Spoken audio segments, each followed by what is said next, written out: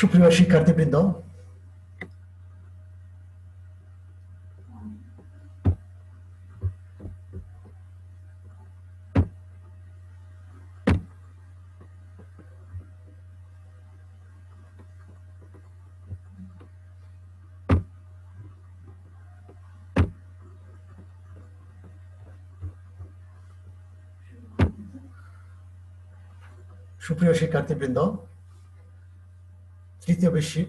তৃতীয় বর্ষের সম্মান শ্রেণীর আধুনিক দূরপ্রাচ্য দক্ষিণ পূর্ব এশিয়ার ইতিহাসে সকলকে স্বাগত। জাতীয় বিশ্ববিদ্যালয়ের অনলাইন ক্লাসে তোমাদের স্বাগত জানাচ্ছি। করোনাকালীন শিক্ষা কার্যক্রম চলমান রাখার স্বার্থে জাতীয় বিশ্ববিদ্যালয়ের এই ক্লাস তোমাদের জন্য, তোমরা অংশগ্রহণ করবে এটাই প্রত্যাশা করি। সুপ্রিয় শিক্ষার্থীবৃন্দ, আজকে আমরা আলোচনা করব ইন্দোনেশিয়ার সবচেয়ে গুরুত্বপূর্ণ যে সমস্ত বিষয়গুলো, বিশেষ করে rise of Indonesian nationalism, political parties, Indonesian revolution and independence, এই বিষয়গুলো আমরা সংক্ষিপ্ত আকারে আলোচনা করার চেষ্টা করব। সুপ্রিয় শিক্ষার্থীবৃন্দ, আমরা অতি সংক্ষিপ্তভাবে এই বিষয়গুলো আলোচনা করার চেষ্টা করব।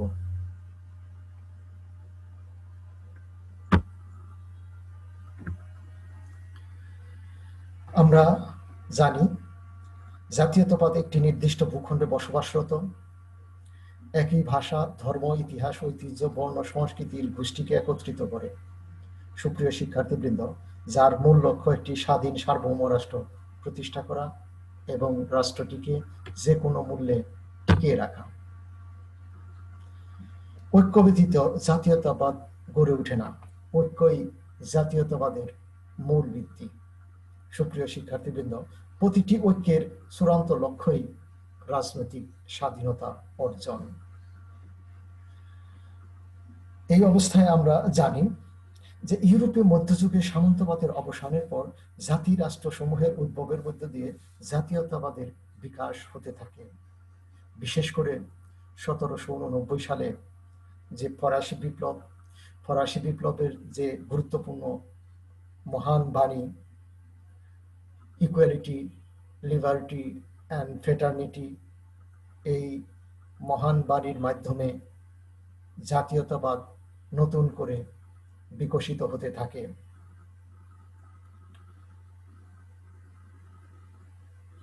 জার্মানি ও ইটালির একত্রীকরণের পশ্চাতেও যে মূল মন্ত্রটি রয়েছে তা জাতীয়তাবাদ।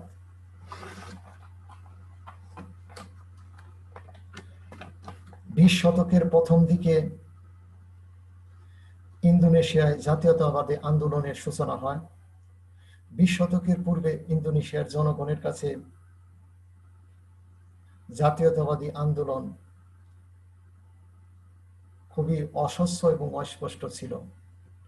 সুপ্রিয় শিক্ষার্থীবৃন্দ, যেমন আমরা দেখতে পাবো জাভা যুদ্ধ 1815-30, সুমাত্রার পারদিনির যুদ্ধ 1830, আচে যুদ্ধ 1872 থেকে 1908।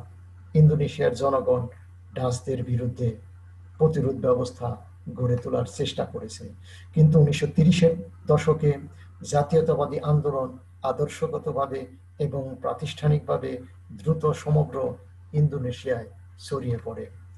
সুপ্রিয় শিক্ষার্থীবৃন্দ, আমরা দেখব যে 20 শতকের শুরু হতে ইন্দোনেশিয়ার কিছু সংগঠন ও প্রতিষ্ঠান গড়ে উঠেছিল, যে সকল প্রতিষ্ঠান ইন্দোনেশিয়ার জাতীয় চেতনাবোধ বিকাশে অত্যন্ত সহায়ক ভূমিকা পালন করেছিলেন। শুরুতে সকল প্রতিষ্ঠানের চারিত্রিক বৈশিষ্ট্য ছিল সামাজিক, সাংস্কৃতিক ও অর্থনৈতিক উন্নয়ন। পর্যায়ক্রমে এগুলো রাজনৈতিক চরিত্র লাভ করে। প্রাথমিকভাবে এ সকল প্রতিষ্ঠানের মাধ্যমে জাতীয়তাবাদী আন্দোলন ইন্দোনেশিয়াতে প্রতিষ্ঠিত হয়। সুপ্রিয় শিক্ষার্থীবৃন্দ, আমরা যে সকল প্রতিষ্ঠানের মাধ্যমে ইন্দোনেশিয়ায় জাতীয় চেতনাবোধের বিকাশ হয়েছিল এবং যে সমস্ত রাজনৈতিক দলগুলো ইন্দোনেশিয়ার জাতীয় চেতনাবোধ বিকাশে সহায়ক ভূমিকা পালন করেছিল, আমরা তাদের সম্পর্কে আলোচনা করার চেষ্টা করব। সুপ্রিয় শিক্ষার্থীবৃন্দ, প্রথমে আমরা দেখি এই কারিতিনি স্কুল। এই কারিতিনি স্কুল যে একটি গুরুত্বপূর্ণ বিষয়, সেটা আমরা দেখে নিব। যে কারিতিনি স্কুলের প্রতিষ্ঠাতা ছিলেন রাদেন আজব কারিতিনি। এই ভদ্র মহিলা নারী শিক্ষার উন্নয়নে অত্যন্ত গুরুত্বপূর্ণ ভূমিকা পালন করেছিলেন। সুপ্রিয় শিক্ষার্থীবৃন্দ, তিনি তার নিজ গৃহে নারীদের জন্য স্কুল প্রতিষ্ঠা করেছিলেন। আমাদের দেশে যেমন বেগম রোকেয়া দেখব যে বিভিন্ন অনুপ্রেরণামূলক কাজ করেছিলেন নারী শিক্ষার জন্য, অনুরূপভাবে আমরা দেখতে পাবো এই কারিতিনি ইন্দোনেশিয়ার নারী শিক্ষার উন্নয়নে অত্যন্ত গুরুত্বপূর্ণ ভূমিকা পালন করেছিলেন। এবং তিনি সমাজের যে সমস্ত কুসংস্কারগুলো রয়েছে, সেই কুসংস্কারগুলো দূরীভূতকরণের জন্য আপ্রাণ চেষ্টা করেছেন এবং তার লেখনের মাধ্যমে সেগুলো তুলে ধরার চেষ্টা করেছেন। সুপ্রিয় শিক্ষার্থীবৃন্দ, আমরা দেখব যে কারিতিনি স্কুল প্রতিষ্ঠা করে এখানে নারীদের শিক্ষার উন্নয়নে তিনি কাজ করেছেন। 1904 সালে 25 বছর বয়সে এই ভদ্রমহিলা মারা গিয়েছিলেন। 1911 সালে ওলন্দাজ ভাষায় তার লিখিত পত্রাবলী প্রকাশিত হয়। ওলন্দাজ ভাষায় প্রকাশিত হওয়ার পর তার এই সমস্ত গ্রন্থাবলী ইংরেজি ভাষায় অনুদিত করা হয় এবং বিশ্বের বিভিন্ন অঞ্চলে, এমনকি আমরা দেখতে পাবো ইন্দোনেশিয়ায় তার এই গ্রন্থটি অত্যন্ত জনপ্রিয়তা অর্জন করে। সুপ্রিয় শিক্ষার্থীবৃন্দ, এরপরে আমাদের যে গুরুত্বপূর্ণ বিষয়টি রয়েছে, সেটা অত্যন্ত গুরুত্বপূর্ণ অরাজনৈতিক একটি সংগঠন, বুধি উতুম সংগঠনটি 1908 খ্রিস্টাব্দে প্রতিষ্ঠিত হয়। এই সংগঠনটি বুধি উতুমে বা মহান উদ্যম, হাই এন্ডেভিয়ার সংগঠনটি প্রতিষ্ঠা করেন ডাক্তার ওয়াহিদিন সোদির হাসেদা। এই হাসেদা নামক যে ভদ্রলোক, তিনি এই সংগঠনটি প্রতিষ্ঠা করেন। বুধি উতুমের লক্ষ্য উদ্দেশ্য ছিল জাতীয় ভিত্তিতে স্কুল প্রতিষ্ঠা করা। সুপ্রিয় শিক্ষার্থীবৃন্দ, আমরা দেখব যে বুধি উতুমের লক্ষ্য উদ্দেশ্য ছিল জাতীয় ভিত্তিতে স্কুল প্রতিষ্ঠা করা এবং এই সংগঠনটি ইন্দোনেশিয়ার বিভিন্ন স্থানে স্কুল প্রতিষ্ঠা করে তাদেরকে জ্ঞান দান করার ব্যবস্থা করেছেন এবং তাদের মধ্যে জাতীয় চেতনাবোধ বিকাশে সহায়ক ভূমিকা পালন করেছেন। সুপ্রিয় শিক্ষার্থীবৃন্দ, আমরা দেখব যে জাতীয় চেতনাবোধ বিকাশের ক্ষেত্রে এই সংগঠনটি অত্যন্ত জোরালো ভূমিকা পালন করেছেন। এটি ইন্দোনেশিয়ার প্রথম জাতীয়তাবাদী সংস্থা। এই সংস্থাটির উদ্দেশ্য ছিল জাতীয় ভিত্তিতে স্কুল প্রতিষ্ঠা করা এবং 1909 সালে এর সদস্য সংখ্যা দাঁড়িয়েছিল 9000-এ। প্রথম দিকে এটি একটি অরাজনৈতিক সংগঠন ছিল। সুপ্রিয় শিক্ষার্থীবৃন্দ, অরাজনৈতিক সংগঠন হিসাবে বুধি উতুমের যাত্রা শুরু হয়েছিল, কিন্তু 1918 সালে এর সদস্যরা রাজনৈতিক কর্মকাণ্ডে জড়িয়ে পড়ে। সুপ্রিয় শিক্ষার্থীবৃন্দ, যার ফলে তাদের মধ্যে জাতীয় চেতনাবোধ আস্তে আস্তে বিকশিত হতে থাকে। 1935 সালে এটি ইউনিয়ন অফ ইন্দোনেশিয়া পিপুল এর সাথে একত্রিত হলে বৃহত্তর ইন্দোনেশিয়া পার্টি নামে আরেকটি শক্তিশালী রাজনৈতিক দল প্রতিষ্ঠিত হয়। সুপ্রিয় শিক্ষার্থীবৃন্দ, বুধি উতুমে 1908 সালে অরাজনৈতিক সংগঠন হিসাবে যাত্রা শুরু করলেও তার প্রতিষ্ঠার মাত্র 10 বছরের মধ্যেই 1918 সালে এটি একটি রাজনৈতিক কর্মকাণ্ড সংগঠনটি জড়িয়ে পড়ে। সুপ্রিয় শিক্ষার্থীবৃন্দ, আমরা দেখব এরপরে একটি গুরুত্বপূর্ণ অরাজনৈতিক সংগঠন, সেটা হলো শারেকাতে ইসলাম। 1912 সালে শারেকাতে ইসলাম নামক একটি রাজনৈতিক সংগঠন বা এই রাজনৈতিক সংগঠনটি ইন্দোনেশিয়াতে প্রতিষ্ঠিত হয়। ইন্দোনেশিয়ার সমিতি হইতে মূলত এই শারেকাতে ইসলাম নামক সংগঠনটি প্রতিষ্ঠিত হয়। এই সংগঠনটির মূল দাবি কি ছিল? সুপ্রিয় শিক্ষার্থীবৃন্দ, আমরা দেখে নেব। এই সংগঠনটির মূল দাবি ছিল স্বায়ত্তশাসন, অর্থাৎ ইন্দোনেশিয়ার স্বায়ত্তশাসন প্রত্যাশা করা। পরবর্তী সময়ে যদিও তারা বলেছিলেন যে স্বায়ত্তশাসন, তারা পরবর্তী সময় তাদের দাবি পরিবর্তন করে সশস্ত্র সংগ্রামের মাধ্যমে পূর্ণ স্বাধীনতা অর্জনে বলে তাদের মূল দাবি বলে গণ্য করেন। জাতীয় আন্দোলনে দলটি গণসচেতনতা তৈরি করতে অত্যন্ত সহায়ক ভূমিকা পালন করে। 1912 সালে এই সংগঠনটির সদস্য সংখ্যা ছিল মাত্র 93,000, 1913 সালে 1,50,000, 1914 সালে 3,66,810 জনে পৌঁছায়। অর্থাৎ দ্রুত গতিতে এই শারেকাতে ইসলাম নামক যে সংগঠনটি ইন্দোনেশিয়াতে প্রতিষ্ঠিত হয়েছিল, এইটি অত্যন্ত দ্রুত গতিতে এর সদস্য সংখ্যা বৃদ্ধি পেতে থাকে এবং এই সংগঠনের মাধ্যমে আমরা দেখব যে এই অঞ্চলে তারা নিজেদের স্বায়ত্ত শাসন এমনকি পূর্ণ স্বাধীনতা প্রত্যাশা করার চেষ্টা করে। ডাচ শাসনে এই ক্ষেত্রে ডাচ শাসকগণ এই ক্ষেত্রে অত্যন্ত সতর্কতামূলক নীতি অবলম্বন করে। সংগঠনটির বিস্তার, সুপ্রিয় শিক্ষার্থীবৃন্দ, আমরা দেখে নিব যে সংগঠনটির বিস্তার কিভাবে হয়েছিল। সংগঠনটির বিস্তারে জাভা অতিক্রম করে সংগঠনটি সুমাত্রা, বর্নিও এই সকল অঞ্চলে ছড়িয়ে পড়েছিল। এই সারেকাত ইসলাম শুধুমাত্র যে একটি নির্দিষ্ট গণ্ডের মধ্যে ইন্দোনেশিয়ার ছিল তা না, ইন্দোনেশিয়া এই সংগঠনটি অত্যন্ত জনপ্রিয়তা অর্জন করেছিল এবং জাভা অতিক্রম করে এই সংগঠনটি সুমাত্রা, বর্নিও এই সকল অঞ্চলে ছড়িয়ে পড়েছিল। এই দলের নেতৃবৃন্দ জ্যাক্রো মিনোতো সামানহুদি, রাদেন গুনমান, আব্দুল মুইস।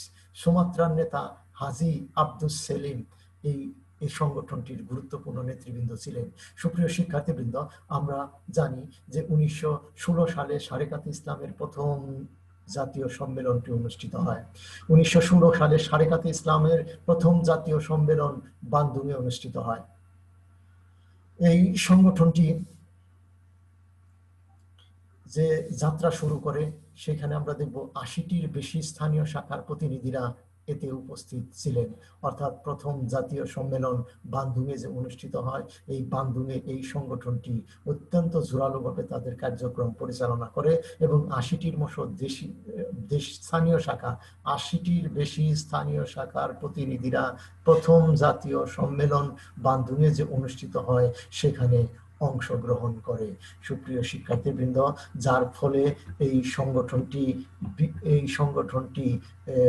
ইন্দোনেশিয়ার বিভিন্ন অঞ্চলে ছড়িয়ে পড়ে।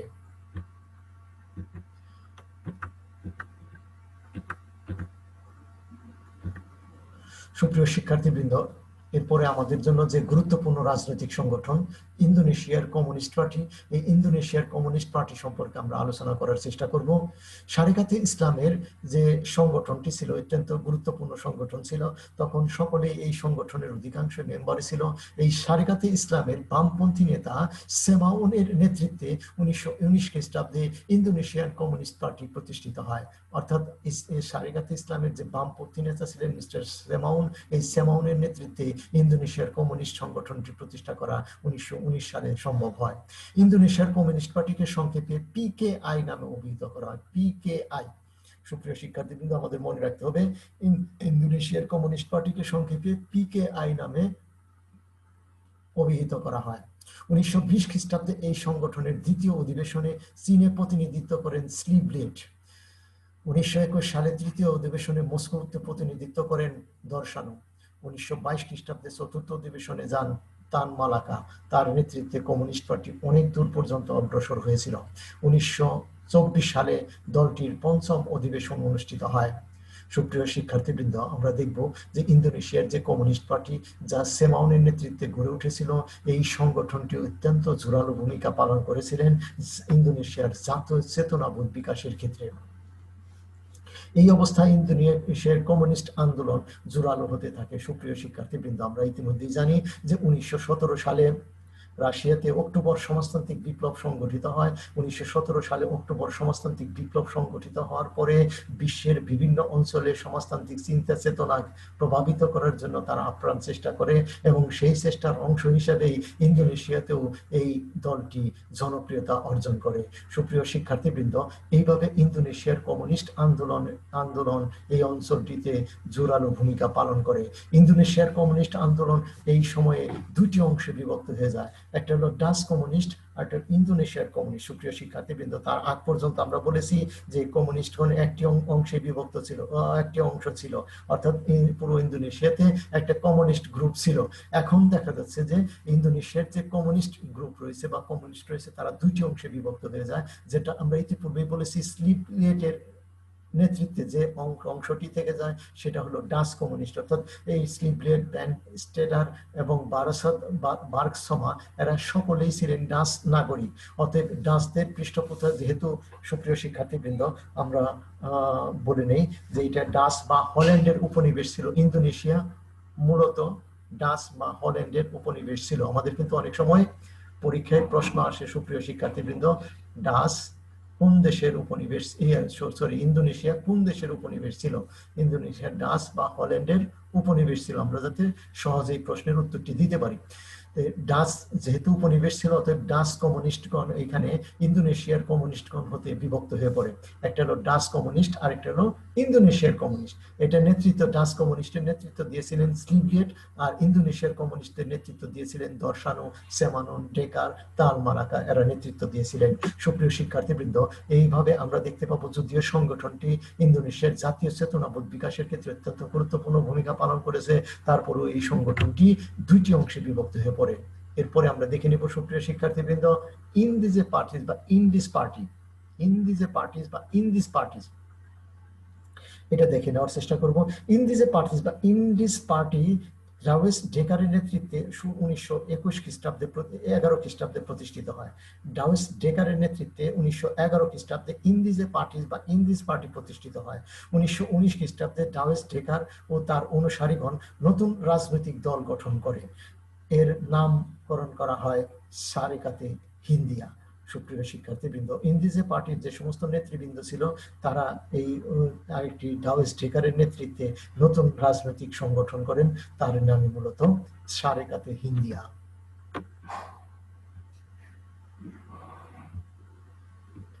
এরপরে আমরা সুপ্রিয় শিক্ষার্থী আলোচনা করব ইন্দোনেশিয়ার প্রজাতান্ত্রিক দল। ইন্দোনেশিয়ার প্রজাতান্ত্রিক দলটি 1927 খ্রিস্টাব্দে প্রতিষ্ঠিত হয়, যা পার্টির রিপাবলিক অফ ইন্দোনেশিয়া নামে পরিচিত, এবং তান মালাকা ও তার দুই সহচর তানির ও সুরাকাত এই দলটি প্রতিষ্ঠা করেন। এই দলের উদ্দেশ্যগুলি কি ছিল? সুপ্রিয় শিক্ষার্থীবৃন্দ, এই দলের যে গুরুত্বপূর্ণ উদ্দেশ্য ছিল সেটা আমরা দেখে নেওয়ার চেষ্টা করব। যে দলটির উদ্দেশ্য আত্মগোপন করা, শ্রমিকদের প্রশিক্ষণ দেওয়া এবং এশিয়ায় সংহত কমিউনিস্ট মোর্চা গড়ে তোলা। অর্থাৎ ইন্দোনেশিয়ার এই দলটি, অর্থাৎ ইন্দোনেশিয়া প্রজাতান্ত্রিক দল 1927 খ্রিস্টাব্দে মূলত প্রতিষ্ঠিত হয়। তান মালাকা তার দুই সহচর তানিন এবং সুরাকাত দলটি প্রতিষ্ঠা করেন। এই দলটির মূল উদ্দেশ্য ছিল আত্মগোপন করা, যে সমস্ত শ্রমিকগণ রয়েছে তাদের প্রশিক্ষণের ব্যবস্থা করা, এশিয়ায় সুসংহত কমিউনিস্ট মোর্চা গড়ে তোলা এবং এই কমিউনিস্ট মোর্চার মাধ্যমে এই অঞ্চলে কমিউনিস্ট শাসন ব্যবস্থা প্রতিষ্ঠা করা। সুপ্রিয় শিক্ষার্থীবৃন্দ, আমরা এরপরে আলোচনা করব ইন্দোনেশিয়ান ইউনিয়ন। ইন্দোনেশিয়ান ইউনিয়ন এই সংগঠনটির গোড়াপত্তন হয় 1912 খ্রিস্টাব্দে। প্রবাসী ছাত্ররা, অর্থাৎ যারা ইন্দোনেশিয়া থেকে হল্যান্ড এবং তার আশেপাশের অঞ্চলগুলোতে বা ইউরোপে পড়াশোনার জন্য গিয়েছিলেন, তাদের নেতৃত্বে 1912 খ্রিস্টাব্দে এই সমস্ত প্রবাসী ছাত্রদের নেতৃত্বে ইন্দোনেশিয়ার ইউনিয়ন নামে এই রাজনৈতিক সংগঠনটি প্রতিষ্ঠিত হয়। ইন্দোনেশিয়ান ইউনিয়ন এর ইন্দোনেশিয়ার নাম পেরিহিস্পোনান ইন্দোনেশিয়া। ইন্দোনেশিয়া এই সংগঠনটির নাম পেরিহিস্পোনান ইন্দোনেশিয়া। এর গোড়াপত্তন মূলত হয় 1912 খ্রিস্টাব্দে। 1923 খ্রিস্টাব্দ পর্যন্ত দলটির লক্ষ্য নিঃশর্ত স্বাধীনতা অর্জন, যার পন্থা স্থির করা হয় সকল শ্রেণীর ও গোষ্ঠীর সম্মিলিত অসহযোগ আন্দোলন। অর্থাৎ তারা মনে করে যে ইন্দোনেশিয়ায় যে সমস্ত রাজনৈতিক অরাজনৈতিক দল রয়েছে বা গোষ্ঠী রয়েছে, এই সমস্ত অরাজনৈতিক দল এবং সংগঠন অত্যন্ত সুন্দরভাবে তাদের জাতীয় চেতনাবোধ বিকাশের ক্ষেত্রে কাজ করে যাচ্ছে। বিদায় এই দলগুলো তাদের যে নিঃশর্ত স্বাধীনতা অর্জন, সেই জন্য আন্দোলন সক্রিয়ভাবে পরিচালনা করবে বলে তারা বিবেচনা করেন। 1926 সালে এ দলের নেতা হাট্টা কমিউনিস্ট দলের সাথে একযোগে সংগ্রামের সিদ্ধান্তে স্বাক্ষর করে। সুপ্রিয় শিক্ষার্থীবৃন্দ, ইন্দোনেশিয়ার এই সংগঠনগুলো তাদের জাতীয় চেতনাবোধ বিকাশের ক্ষেত্রে অত্যন্ত সহায়ক ভূমিকা পালন করে। সুপ্রিয় শিক্ষার্থীবৃন্দ, এরপরে আমরা দেখে নেব Indonesian nationalist party. Indonesian nationalist party 1927 খ্রিস্টাব্দে প্রতিষ্ঠিত হয়। ইন্দোনেশিয়ান ন্যাশনালিস্ট পার্টিটির মূল উদ্যোক্তা ছিলেন বান্দুং স্টাডি ক্লাবের সদস্য। আমরা জানি যে বান্দুং স্টাডি ক্লাব জাতীয় ইন্দোনেশিয়ার জাতীয় নেতা মিস্টার সুকর্ণর নেতৃত্বে বা ডক্টর সুকর্ণর নেতৃত্বে এই বান্দুং স্টাডি ক্লাব গড়ে উঠেছিল এবং তার নেতৃত্বে এই ক্লাবটি পরিচালিত হয়েছিল এবং তাদের নেতৃত্বেই ইন্দোনেশিয়ান ন্যাশনালিস্ট পার্টি নামে এই রাজনৈতিক সংগঠনটির যাত্রা শুরু হয়েছিল। সুপ্রিয় শিক্ষার্থীবৃন্দ, এই দলটির পূর্ণ লক্ষ্য বা উদ্দেশ্য কি ছিল? দলের লক্ষ্য বা পূর্ণ উদ্দেশ্য ছিল 1929 খ্রিস্টাব্দে সুকর্ণ সহ 7 জনকে, দলের লক্ষ্য ছিল পূর্ণ স্বাধীনতা অর্জন, অর্থাৎ ইন্দোনেশিয়ার এখন আর স্বায়ত্ত শাসন নয়, ইন্দোনেশিয়ার পূর্ণ স্বাধীনতা অর্জনই ছিল এই এই সংগঠনটির মূল উদ্দেশ্য। এবং এই পূর্ণ স্বাধীনতা অর্জনের জন্য যে সমস্ত কার্যাবলী তাদের প্রয়োজন, ইতিমধ্যে তারা সে সমস্ত পদক্ষেপ গ্রহণ করেছে, যার ফলে 1929 খ্রিস্টাব্দে ডক্টর সুকর্ণ সহ এই সংগঠনের 7 জন নেতাকে গ্রেপ্তার করা হয়। এবং এই যেহেতু পূর্ণ স্বাধীনতার জন্য দলটি আন্দোলন করে যাচ্ছে, ইন্দোনেশিয়ান ন্যাশনালিস্ট পার্টি, অতএব তারা এই সংগঠনটিকে নিষিদ্ধ করার নীতিগত সিদ্ধান্ত গ্রহণ করে, অর্থাৎ ডাসরা বা প্রশাসন এই সিদ্ধান্তটি গ্রহণ করে। এই সংগঠনের শ্রমিক সংগঠন, জাতীয় শিক্ষার জন্য বিদ্যালয়, জাতীয় শিক্ষার জন্য বিদ্যালয় প্রতিষ্ঠা করার জন্য নীতিগত সিদ্ধান্ত তারা গ্রহণ করে। সুকর্ণের অত্যন্ত চমৎকার বক্তৃতা অতি দ্রুত এই ইন্দোনেশিয়ান ন্যাশনালিস্ট পার্টির জনপ্রিয়তা দ্রুত গতিতে বৃদ্ধি পেতে থাকে। দলটি জাতীয় শিক্ষা অর্জনের জন্য দেশের বিভিন্ন স্থানে বিদ্যালয় প্রতিষ্ঠা করার পরিকল্পনা গ্রহণ করে এবং সংগঠনটি বা দলটি শ্রমিক সংগঠনকে প্যাট্রোনাইজ বা পৃষ্ঠপোষকতা দান করে। এবং এই সময়ে ডক্টর সুকর্ণ নেতৃত্বে এই দলটি ইন্দোনেশিয়াতে অত্যন্ত জনপ্রিয়তা অর্জন করে। সুপ্রিয় শিক্ষার্থীবৃন্দ, ইন্দোনেশিয়ার জাতীয় নেতা সুকর্ণ সম্পর্কে আমরা 2-4টি সেন্টেন্স বলে না নিলে অপূর্ণতা থেকে যাবে। সুপ্রিয় শিক্ষার্থীবৃন্দ, এই সুকর্ণ, ডক্টর সুকর্ণ সম্পর্কে আমাদের সামান্য একটু ধারণা থাকতে হবে। 1901 সালে 6 জুন সোরাবায়াতে তিনি জন্মগ্রহণ করেন। এই ইন্দোনেশিয়ার এই জাতীয় নেতা 1915 থেকে 1920 সাল পর্যন্ত তিনি সেক্রো আমিন্তুর পরিবারের সাথে অতিবাহিত করেন। এবং সেক্রো আমিন্তু যেহেতু রাজনীতির সাথে কিছুটা সংযুক্ত ছিলেন, এই কারণে ইন্দোনেশিয়ার এই নেতা অর্থাৎ ডক্টর সুকর্ণ এই কিছুটা রাজনৈতিক তার কাছ থেকে শিক্ষা অর্জন করতে পারে, রাজনৈতিক শিক্ষা অর্জন করে। 1925 সালে তিনি বান্দুং টেকনিক্যাল কলেজ থেকে স্নাতক ডিগ্রি অর্জন করেন এবং 1926 সালে তিনি বান্দুং স্টাডি ক্লাব প্রতিষ্ঠা করেন। সুপ্রিয় শিক্ষার্থীবৃন্দ, এই বান্দুং স্টাডি ক্লাবের মাধ্যমে ইতিমধ্যে আমরা বলেছি যে তিনি একটি রাজনৈতিক সংগঠন প্রতিষ্ঠা করার উদ্যোগ গ্রহণ করেছিলেন। সুপ্রিয় শিক্ষার্থীবৃন্দ, এরপরে আমরা আরেকটি রাজনৈতিক সংগঠন সম্পর্কে আলোচনা করব, পাতাই রাজাকত অফ ইন্দোনেশিয়া। পাতাই রাজাকত ইন্দোনেশিয়া। পাতাই রাজাকত ইন্দোনেশিয়া দলটি 1929 খ্রিস্টাব্দে প্রতিষ্ঠিত হয় এবং এই দলটির নেতা ছিলেন মোহাম্মদ তরানি। সুপ্রিয় শিক্ষার্থীবৃন্দ, আমরা এখন রাজনৈতিক দলগুলো সম্পর্কে আলোচনা করলাম। রাজনৈতিক দলগুলোর কার্যক্রম সম্পর্কে আমরা সংক্ষিপ্ত আলোচনা করলাম। রাজনৈতিক দলগুলো জাতীয় চেতনা বিকাশে কিভাবে সহায়ক ভূমিকা পালন করেছে সেই বিষয়গুলো আমরা আলোচনা করলাম। সুপ্রিয় শিক্ষার্থীবৃন্দ, আমাদের জন্য এখন অত্যন্ত গুরুত্বপূর্ণ বিষয় ইন্দোনেশিয়া স্বাধীনতার পথে কিভাবে অগ্রসর হয়েছিল। আমরা ইতিপূর্বে যে সমস্ত রাজনৈতিক সংগঠনগুলো সম্পর্কে আলোচনা করলাম, এই সমস্ত রাজনৈতিক সংগঠনের মাধ্যমে কিভাবে ইন্দোনেশিয়া অগ্রসর হয়েছিল সেটা আমরা দেখে নিব এবং কিভাবে তারা ডাচদের নিকট থেকে স্বাধীনতা প্রাপ্ত হলো এই বিষয়টি এই অংশে দেখে নেওয়ার চেষ্টা করব।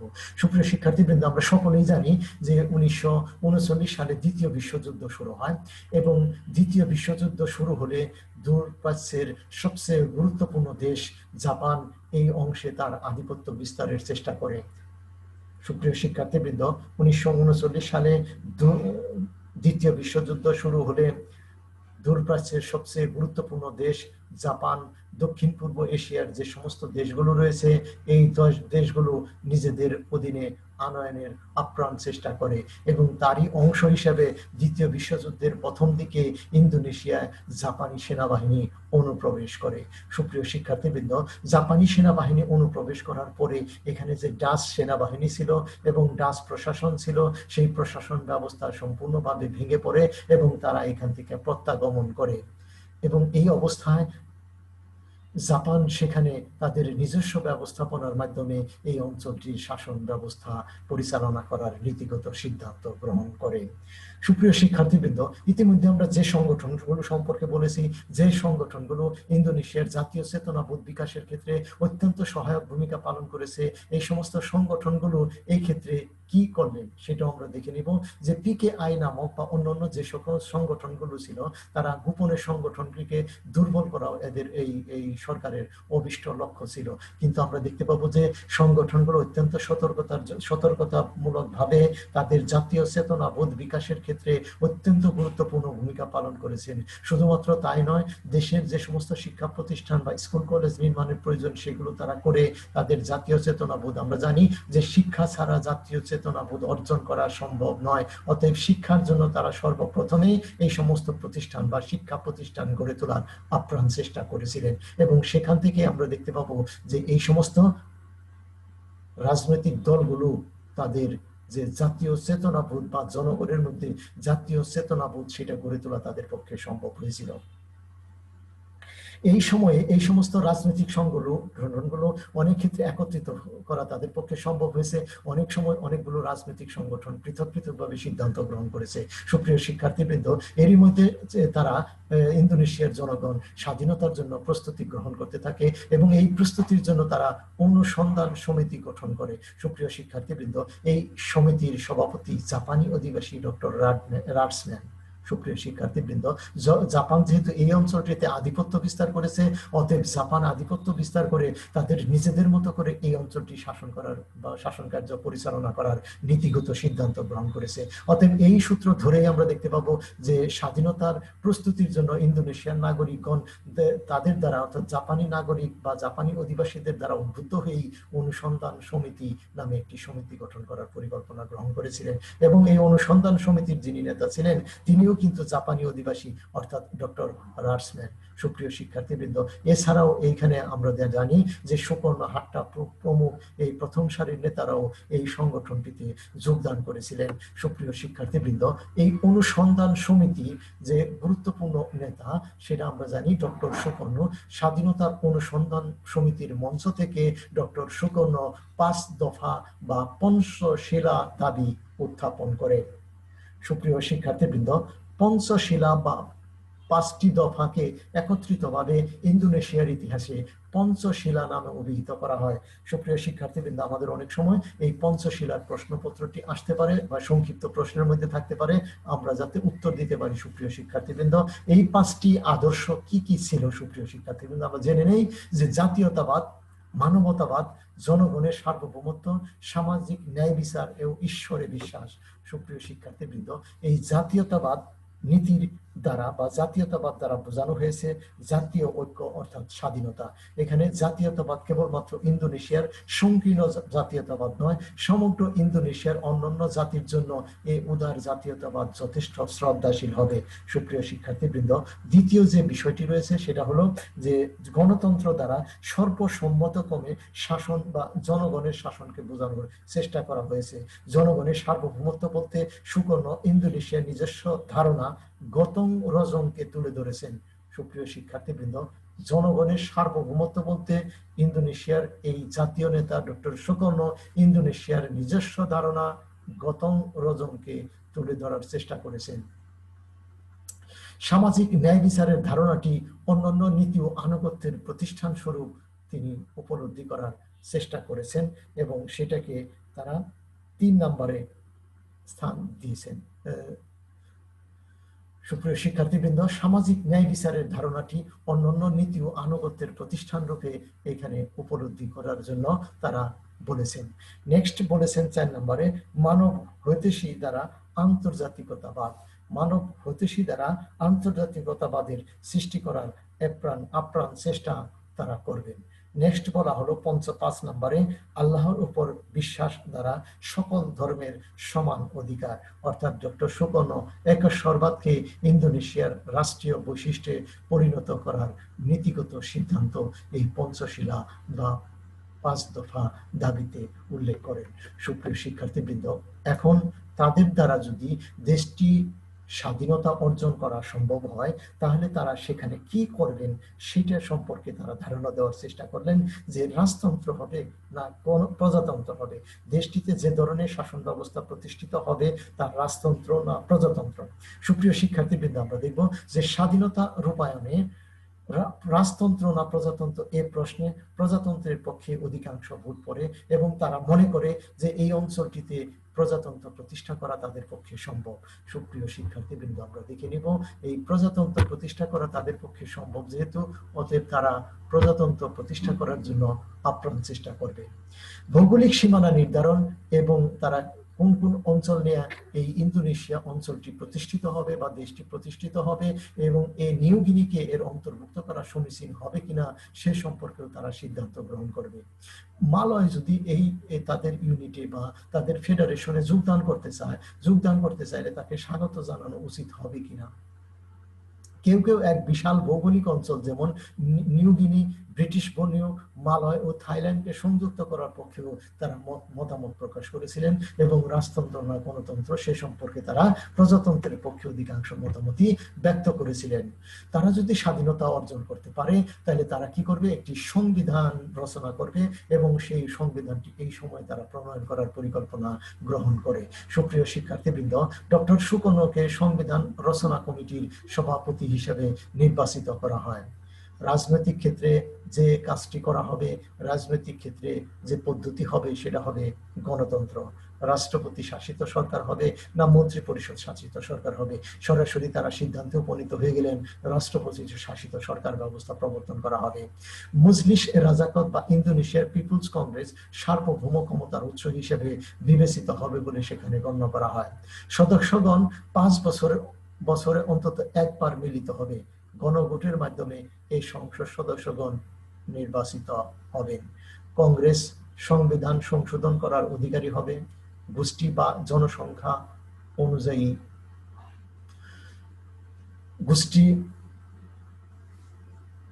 জনসংখ্যা অনুযায়ী তারা প্রতিনিধিত্ব পাবে। রাষ্ট্রপতি মন্ত্রীদের নিয়োগ এবং বরখাস্ত করার অধিকার লাভ করবে। সুপ্রিয় শিক্ষার্থীবৃন্দ, আমরা দেখব যে তারা ইতিমধ্যে এই সংবিধান প্রণয়ন কমিটি গঠন করেছেন। তারা কি ধরনের সংবিধান হবে তার খসড়া ড্রাফটটি তারা তৈরি করেছেন। এখন তাদের দরকার হলো স্বাধীনতা। কিন্তু ইতিমধ্যে আমরা বলেছি সুপ্রিয় শিক্ষার্থীবৃন্দ, এই অঞ্চলটিতে জাপান তার আধিপত্য প্রতিষ্ঠা করেছে এবং জাপানি আধিপত্য খর্ব না হওয়া পর্যন্ত এই অঞ্চলে তাদের পক্ষে মনে হয় স্বাধীনতা অর্জন করা সম্ভব হবে না।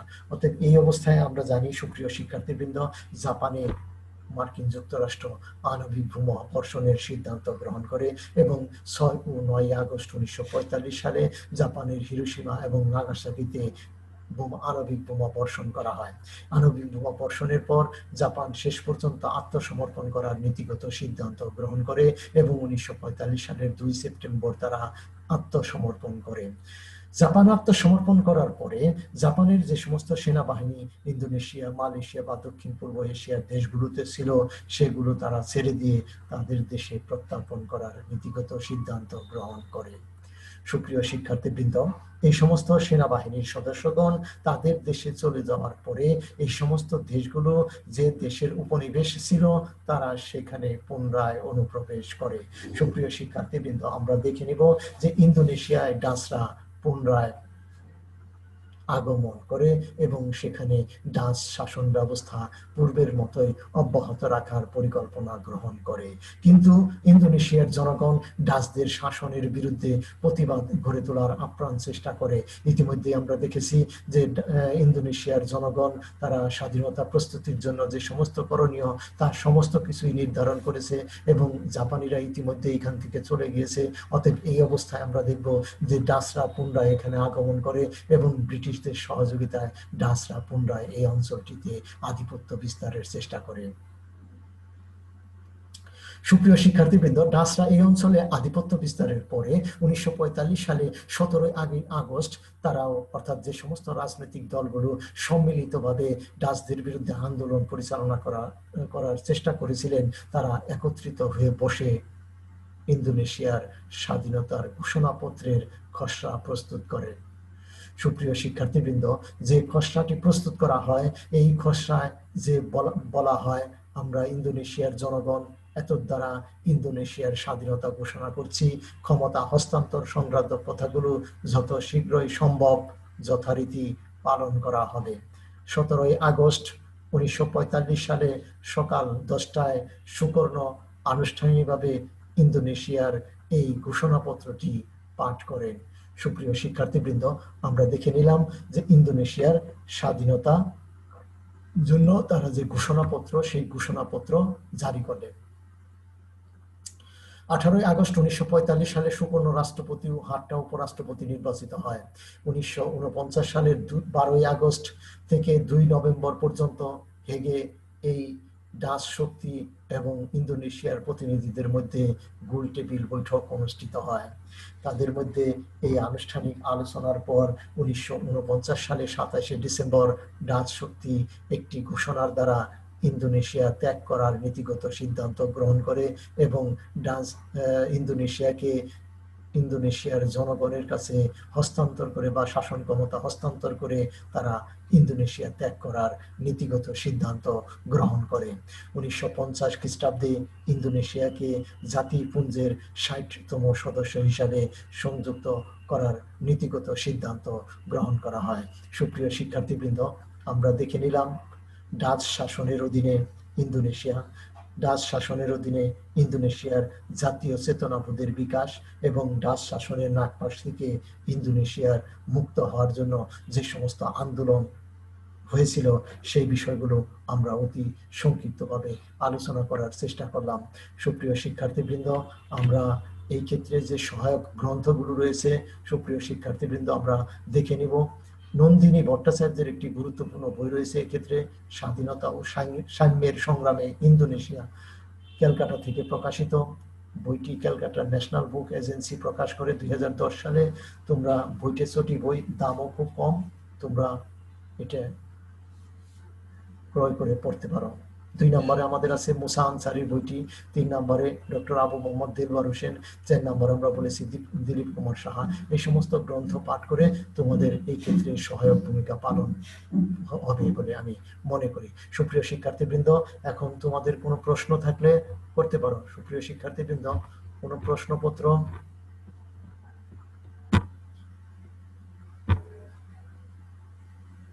স্যার আসসালামু আলাইকুম।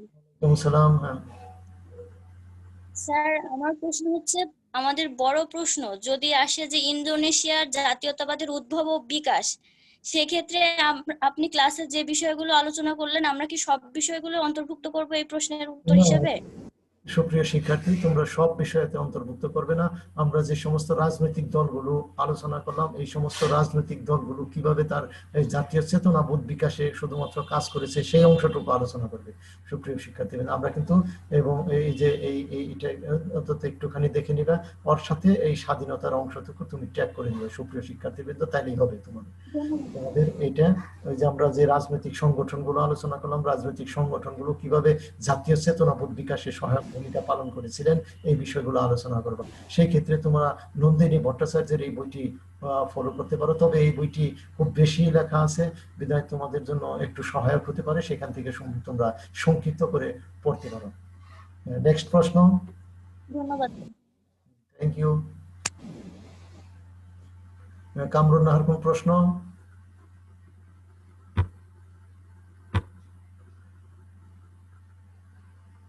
প্রশ্ন কামরুন নাহার? স্যার আমি প্রশ্নটা করলাম। স্যার আমি প্রশ্নটা করেছি। ঠিক আছে, ওকে, থ্যাংক ইউ, থ্যাংক ইউ। আর কোনো প্রশ্ন না থাকলে আমরা শেষ করি। সুপ্রিয় শিক্ষার্থীবৃন্দ, তোমরা ভালো থাকো, সুস্থ থাকো, এই করোনাকালীন সময়ে ঘরেই থাকো, এই প্রত্যাশা করি। সকলকে ধন্যবাদ।